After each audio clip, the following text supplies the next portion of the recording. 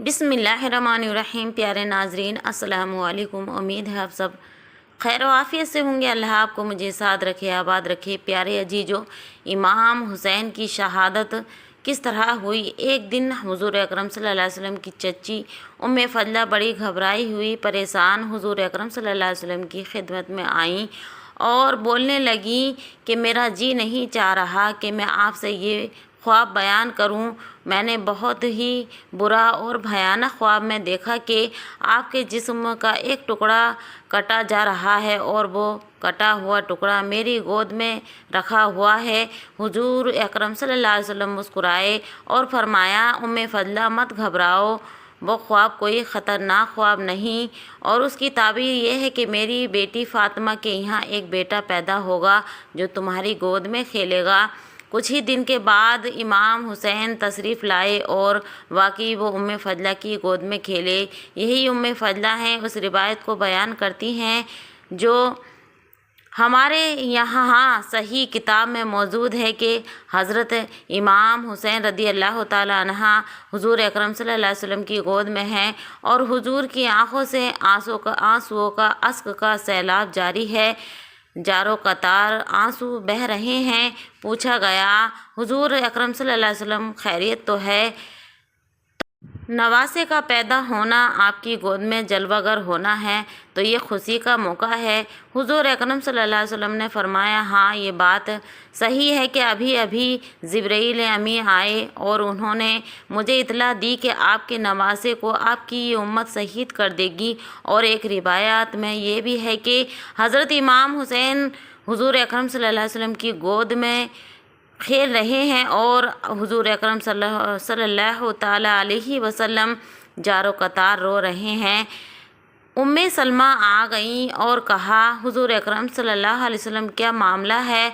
ये तो खुशी का मौका है। फरमाया, अभी अभी जिब्राईल अमीन आए और कहा कि आप सल्लल्लाहु अलैहि वसल्लम के नवासे तो करबला में शहीद कर दिया जाएगा। जिब्राईल अमीन ने मुझे इस जगह की मिट्टी भी लाकर दी। हज़रत उम्मे सलमा ने उस मिट्टी को महफूज रखा और शहादत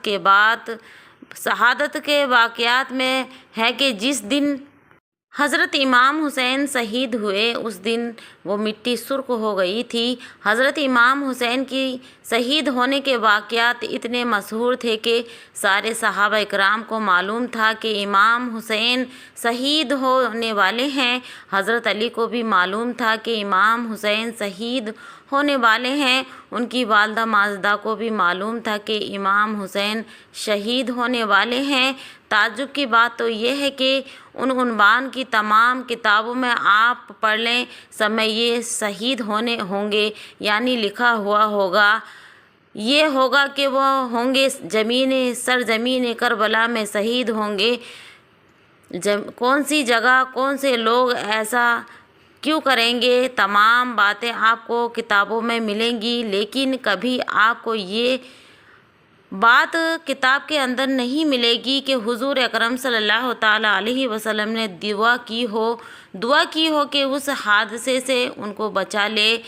नहीं, कभी ये दुआ नहीं की, बल्कि दुआ की कि सीने पर हाथ मार कर कहते हैं, ए अल्लाह हुसैन को सब्र व इस्तकामत अता फरमा, अज़्र अता फरमा, क्योंकि इमाम हुसैन को जो मकामात मिलने वाले थे वही रास्ता से मिलने वाले थे।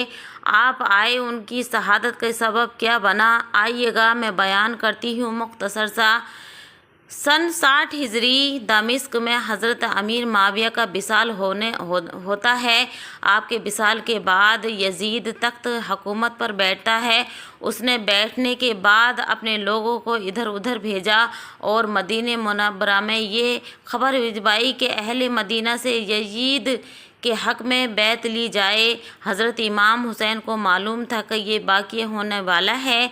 हज़रत अब्दुल्ला इब्ने अब्बास, हज़रत अब्दुल्ला इब्ने उमर और हज़रत अब्दुल्ला इब्ने हंज़ला ख़ुद हज़रत इमाम हुसैन और तमाम अखबार सहाबा इकराम से इस फितने से बचने के लिए मदीने मुनव्वरा छोड़ दिया।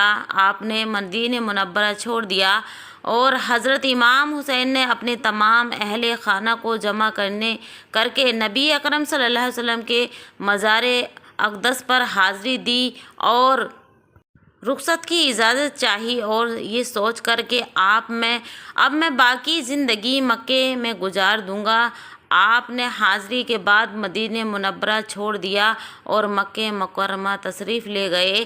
پیارے عزیزو، یہ تھا امام عالی مقام کی شہادت کا بیان، جو یزید پلیت نے کس طرح آپ کو ستایا اور دھوکے سے کوفے بلایا اور 72 شہیدوں کو شہید کر دیا۔ پیارے عزیزو، ویڈیو اچھی لگے تو ثواب کی نیت سے شیئر کر دیں، لائک کر دیں، کومنٹ کریں، اور چینل پہ نیو ہیں تو چینل کو سبسکرائب کر لیں۔ اللہ آپ کا میرا حامی و ناصر ہو۔ السلام